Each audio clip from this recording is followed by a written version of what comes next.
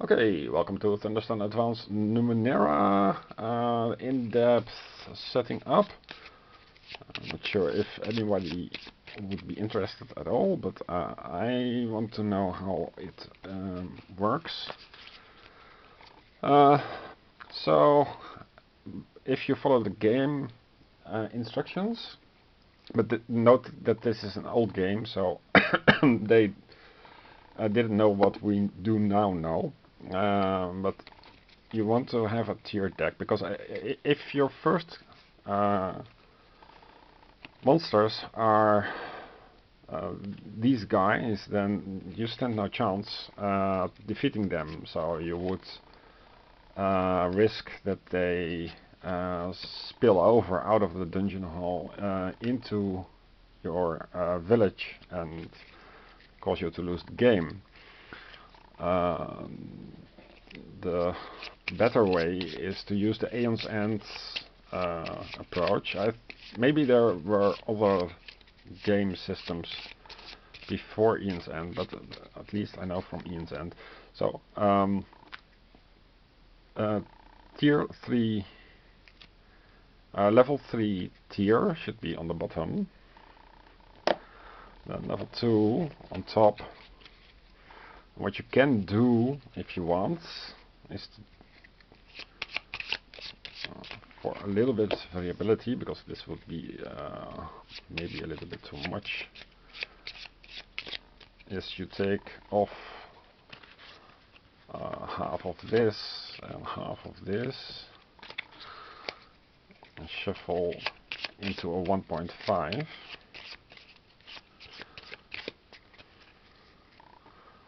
So it would be like so, 1, 1.5 and definitely 2. And the bottom 2, for example, you can take the shuffle 3 to give a little bit of 2.5 deck. And now you have a more or less growing arc in severity of your game, and I think this is what gives the most pleasure. So I'm going to put these on the top, and the randomizers go back into the monster randomizer stuff. So that was the monster randomizers. It makes sense to keep the monster randomizers by kind with a paper wrapper. And don't need to show the box because I already showed the box. Then we go to the so now we have the monsters. Build a dungeon. Set out. Let's put them in a dungeon. Yes, okay. Dungeon is a generic term for where the monsters live. Set out dungeon deck cards where all players can see them clearly. I can see them clearly. They are over there. Then shuffle all dungeon deck cards together. No. Pull out 10 cards from the dungeon deck and choose a Thunderstone Bear for this game. Yeah.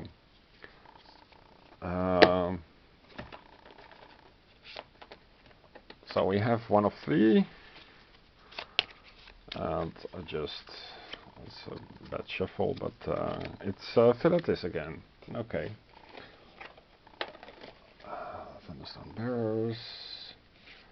Pull out 10 cards from the dungeon deck, choose a Thunderstone Bearer, and shuffle it into the stack of 10 cards. Place the cards face down to form the base of the dungeon deck. So with a tiered deck, you take the whole deck and count to 10. 1, 2, 3, 4, 5, 6, 7, 8, 9, 10. So these are the harder monsters, and inside of these harder monsters there will be the Thunderstone Bearer boss. So as you can see, a modern way to set up the game with the old charm or flavor. Yeah, okay. If you have additional Guardian card, no. Place the remaining dungeon deck cards face down, drawing from the top, fill 3 empty ranks. Next to the deck, this creates the dungeon hall. This is not correct, because if you go to the solo play, there is standard and hardcore variants, which I have not discussed yet, because I already decided to do this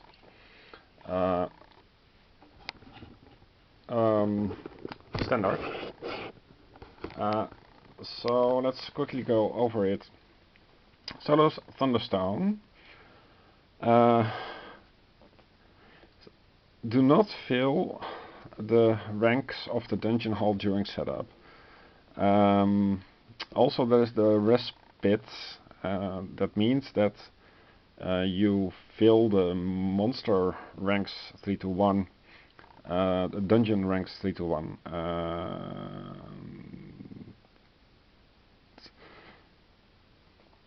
Let's see. Okay.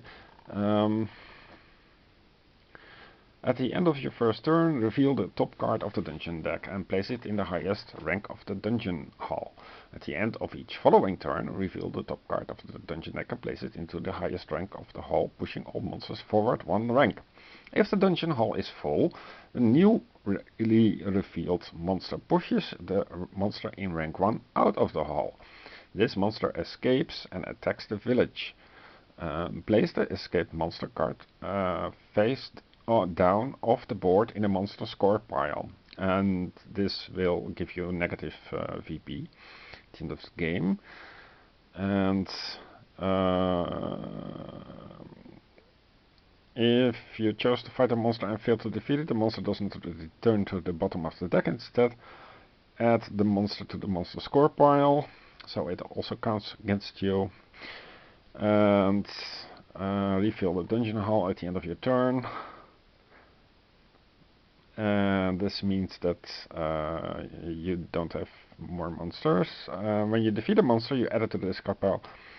And then what happens depends on what difficulty level you set yourself.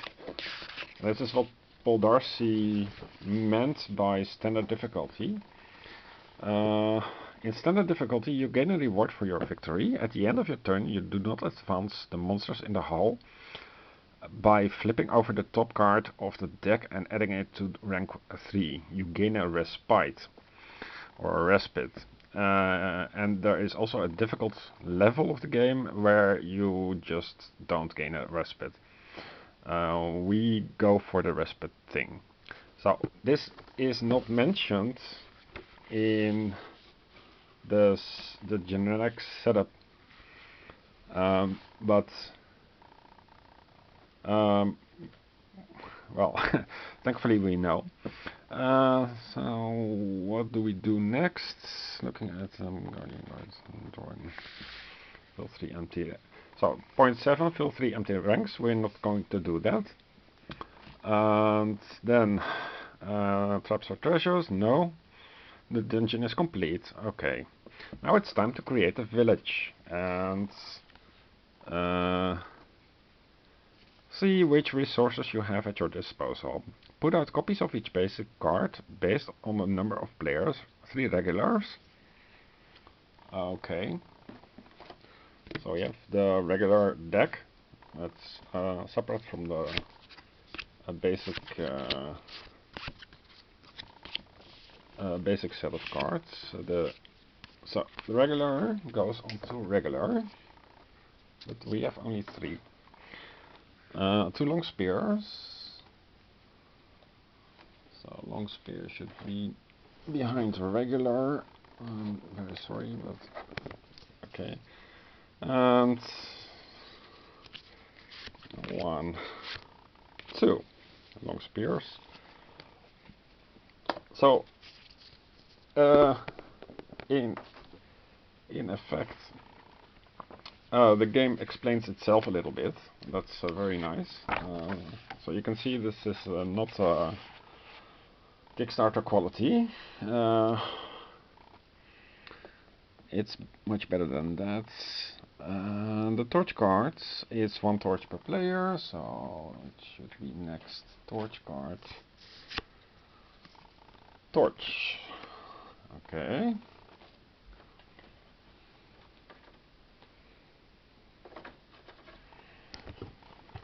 Let's zoom out a little bit. So here you can see the growth of the dungeon. Randomizer, it's not random at all.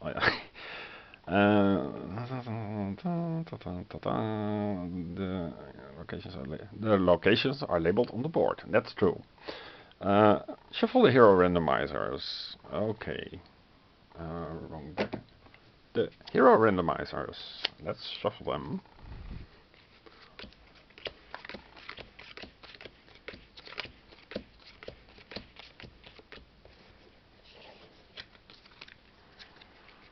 Okay.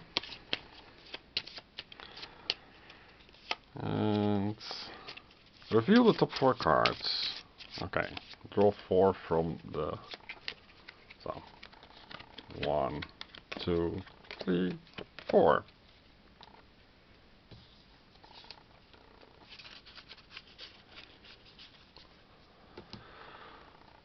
And place them in the village. Village? What village? Where? What? Place them in the village. This is the village. Okay. Oh. Wait. I think they mean this. Place them in the village. Okay.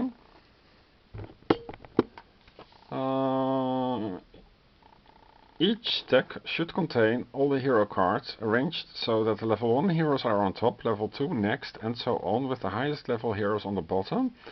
Note that each hero card has its level and any variant names printed at the top, and that's the only typo that I found here.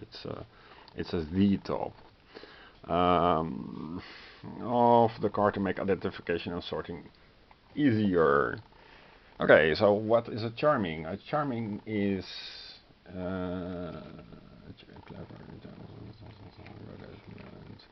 stealthy, mystic, tough. Okay, this is a because it's just an example. This is a charming.